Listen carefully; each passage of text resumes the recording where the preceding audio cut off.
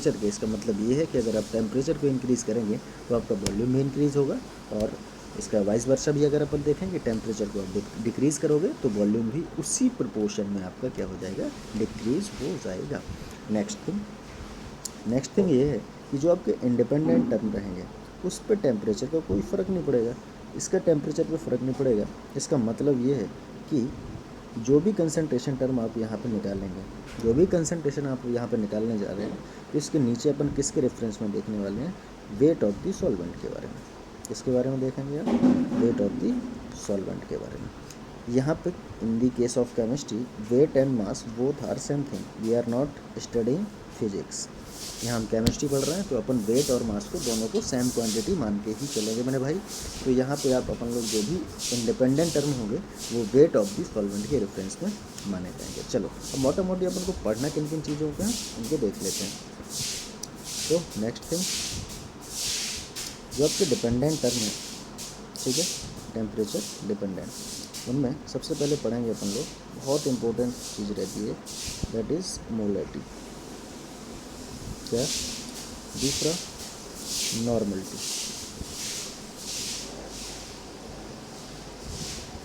Okay. तीसरा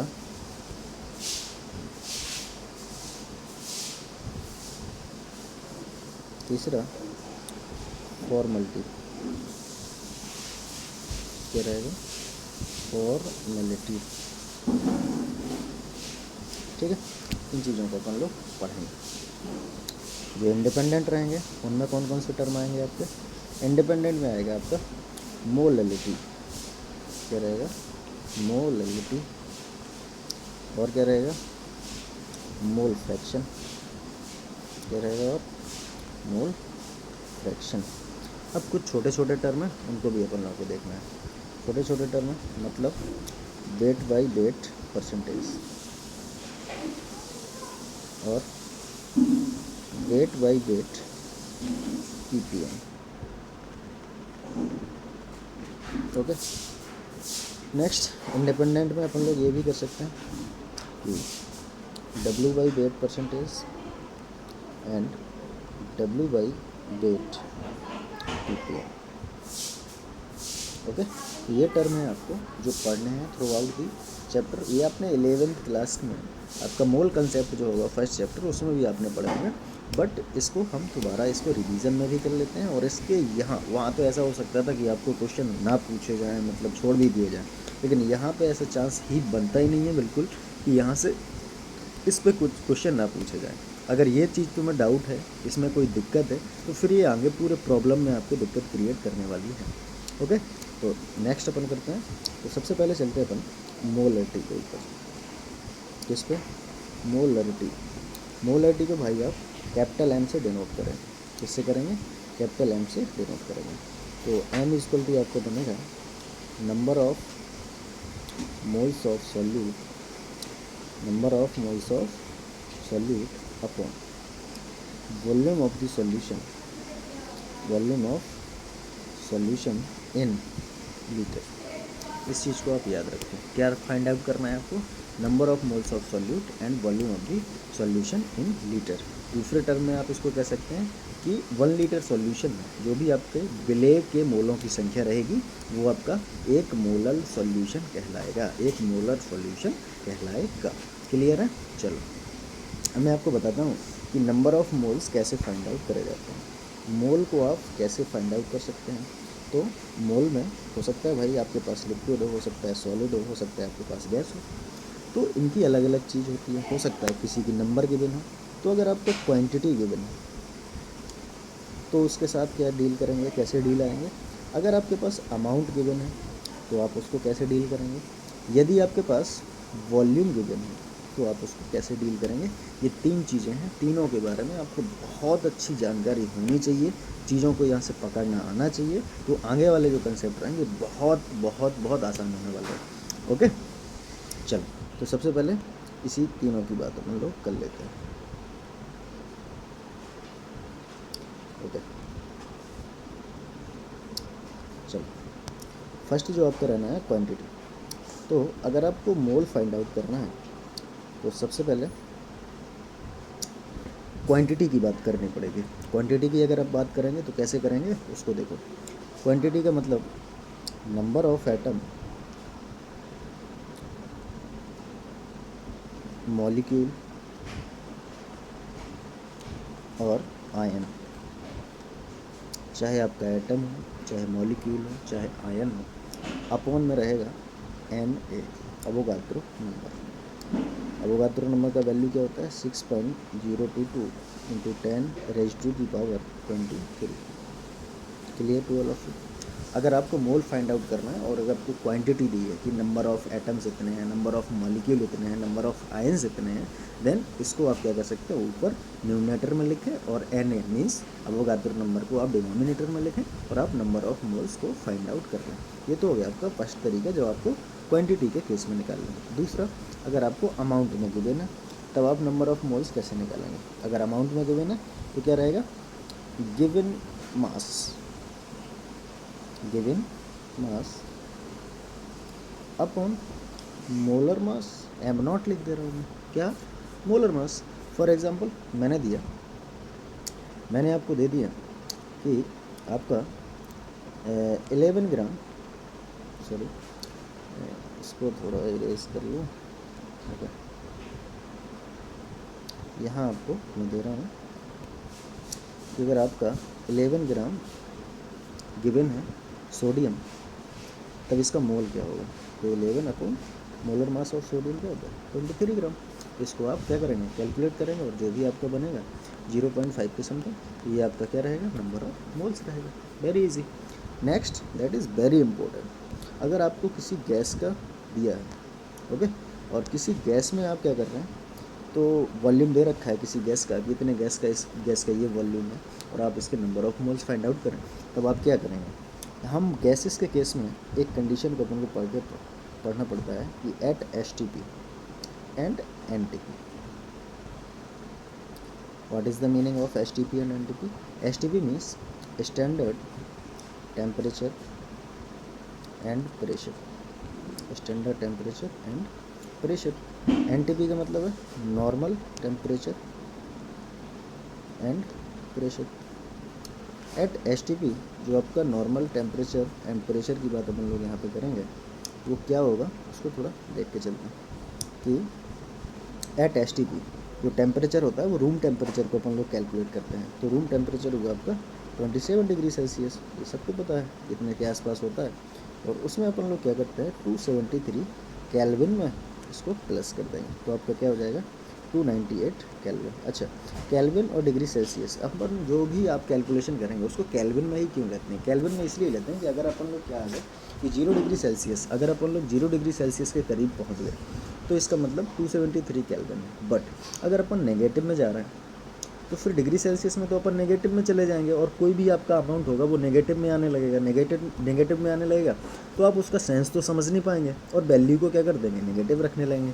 इसलिए अपन लोग क्या कर रहे हैं कि टेम्परेचर को 273 से स्टार्ट ही कर रहे हैं, मतलब अगर 0 डिग्री सेल्सियस से वो नेगेटिव की तरफ जाएगा तो अगर -1 डिग्री सेल्सियस है तो 272 केल्विन, अगर -2 डिग्री सेल्सियस तो 271 केल्विन। तो आपका क्या होता है कि नेगेटिव से आने से आप क्या हो जाते हो, बच जाते हो। यहीं पे प्रेशर को अपन लोग जो कैलकुलेट करते हैं दैट इज़ 1 ATM। प्रेशर को कितना मान के चलते हो, 1 ATM।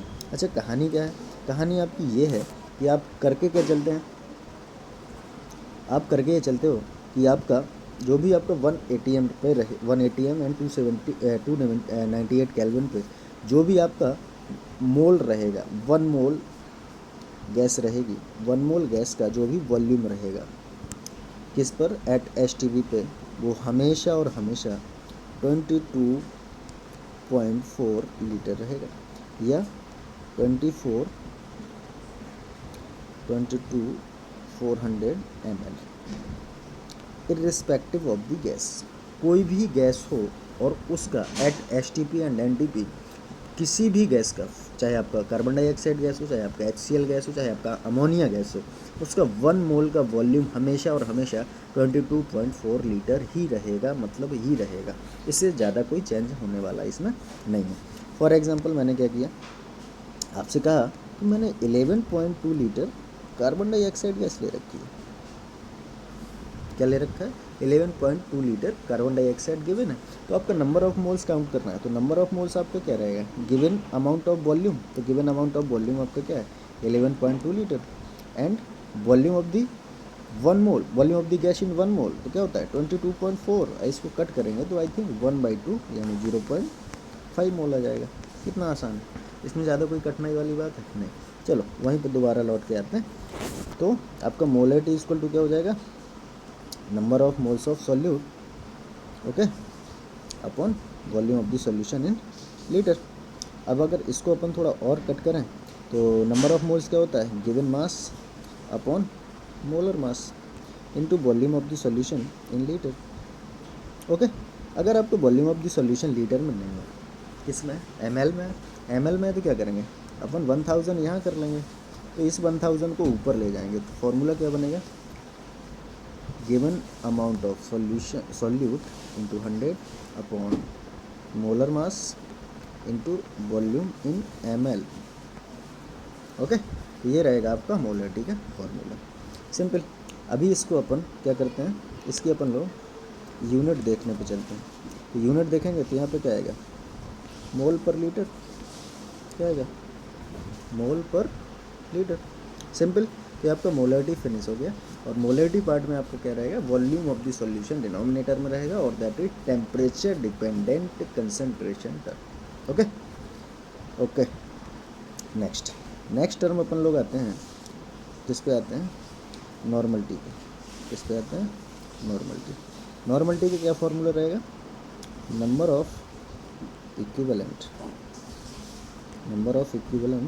Mole of solute upon volume of the solution in litre. Clear. Number of equivalent क्या है, तो इक्विवेलेंट मोल आप फाइंड आउट करने जाएंगे तो ये आपको क्या देगा गुरु, ये देगा आपको given mass upon equivalent mass. चलो भाई, अभी हम क्या करते थे, मोलर मास तो अपन को पता था कि मोलर मास कौन सी बला का नाम है, लेकिन अपन को अभी ये क्लियर नहीं है कि व्हाट इज इक्विवेलेंट मास। तो इक्विवेलेंट मास क्या होता है उसके बारे में देखो। इक्विवेलेंट मास रिलेट करता है आपको मोलर मास, चलो ये तो हमारी जान पहचान का टर्म आ गया, बहुत अच्छे। Molar mass upon n factor, लो इसने अब फंसा दिया, व्हाट इज़ एन फैक्टर। अब हमारी कहानी किस पे चलेगी, एन फैक्टर पे चलेगी। अब एन फैक्टर पे जब ये कहानी चलने वाली है तो व्हाट इज़ एन फैक्टर थोड़ा इसको डिस्कस ही कर लेते हैं, फिर इसके बाद बात करते हैं। तो एन फैक्टर कई केसेस में आपका अलग अलग रहेगा। तो एन फैक्टर की बात करने से पहले अपन लोग थोड़ा डिस्कशन कर लेते हैं इसके बारे में। तो सबसे पहले चलो फाइंड आउट कर लेते हैं कि अपन किसी चीज़ को घोलेंगे तो या तो एसिड होगा या बेस होगा या फिर सॉल्ट होगा या ऑक्सीडाइजिंग एजेंट होगा या रिड्यूसिंग एजेंट होगा। तो क्या क्या होगा ये सब चीज़ें अपन लोग एक तजुर्बे में ले लेते हैं कि किसी भी सॉल्यूशन में या तो एसिड होगा, उसका नेचर एसिडिक होगा, या तो बेसिक नेचर होगा, या तो फिर वो सॉल्ट होगा। अगर वो सॉल्ट नहीं है फिर क्या हो सकता है, सॉल्ट नहीं है फिर ऑक्सीडाइजिंग एजेंट हो सकता है या रिड्यूसिंग एजेंट हो सकता है। तो बहुत सारी चीज़ें हैं जिनके बारे में अपन लोग क्या करेंगे, एन फैक्टर की कैलकुलेशन करेंगे। तो एसिड क्या कहता है, एसिड कहता है भैया मेरे से एन फैक्टर की बात मत करो, मेरे से एन फैक्टर की बात करनी है तो मेरे अंदर आप पानी, मुझे पानी के अंदर डालो और पानी के अंदर से जो भी H+ निकलेगा वो आपका एन फैक्टर है। कितनी सरल बात कहता है, कितना सिंपल बात कहता है कि मुझे क्या करो, पानी में डाल दो। तो एसिड को अपन ने क्या किया, पानी में डाल दिया, वेरी गुड। HCl को अपन ने क्या किया, पानी में डाल दिया, उसका एक्वा सॉल्यूशन में मैंने डाल दिया, दैट्स वाई। अब आपको मिलेगा क्या, यहाँ पे आपको मिलेगा H+ और Cl-। क्या मिलेगा, H+ और Cl-। अब ये कहता है मेरे पानी में जाने के बाद जितने भी नंबर ऑफ H+ आयन आपको मिलते हैं वो आपके एन फैक्टर हैं, very good. That is an का मतलब आपका एन फैक्टर यहाँ क्या बन गया, 1, सिंपल। चलो नेक्स्ट थिंग पे आते हैं। फिर ये कहता है तो अच्छा तो फिर H2SO4 के केस में क्या करेगा भाई तू, बोले H2SO4 के केस में मैं 2 केस में टूटता हूँ, पहला और ये दूसरा। पहले केस में मैं मुझे तोड़ोगे तो मैं H+ एक ही दूंगा और HSO4- दे दूंगा। अगर मुझे और आगे तोड़ने जाओगे भाई तो फिर मैं क्या करूँगा, इस H+ को भी दे दूंगा और फिर क्या ले लूँगा, SO4-। तो यहाँ पे आप चीज़ दो लोगों को, मतलब दोनों स्टेप में जो रिएक्शन हो रही है दोनों को बहुत भली भांति आपको याद करके रखना है कि अगर H+ आपका जा रहा है, H+ आपका जा रहा है इसका मतलब एन फैक्टर यहाँ 1 है। अगर ये डायरेक्ट टूट रहा है तो एन फैक्टर 2 रहेगा। तो इन दोनों चीज़ों